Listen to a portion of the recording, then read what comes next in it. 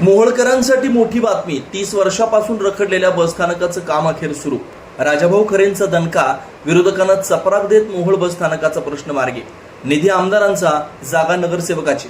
मोहोळ बसस्थानकासाठी राजाभाऊ खरे आणि चेतन बापू देशमुख सरसावले. मोहोळ शहराच्या विकासातील सर्वात मोठा अडथळा ठरलेला आणि गेल्या 30 वर्षापासून प्रलंबित असलेला बसस्थानकाचा प्रश्न अखेर निकाली निघालाय. अनेक दशक सत्तेत राहूनही ज्यांना 1 रुपयाचा निधी मिळवता आला नाही अशा नेत्यांना चपराक देत लोकप्रिय आमदार राजाभाऊ खरे यांनी 40 लाख रुपयांचा निधी मंजूर करून आणलाय. आता प्रत्यक्ष कामाला सुरुवात होते. 30 वर्षाची निष्क्रियता आणि आश्वासनांची खैरात. मोहोळ बस स्थानकाचा प्रश्न गेली 3 दशकं केवळ कागदावरच होता. या काळात सत्तेत आलेल्या अनेक नेत्यांनी केवळ आश्वासनं दिली, मात्र जनतेच्या या मूलभूत गरजेकडे जाणीवपूर्वक दुर्लक्ष केलं.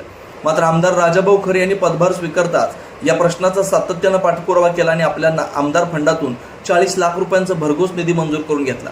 चेतन बापू देशमुख यांचं दातृत्व, जागेचा प्रश्न सुटला.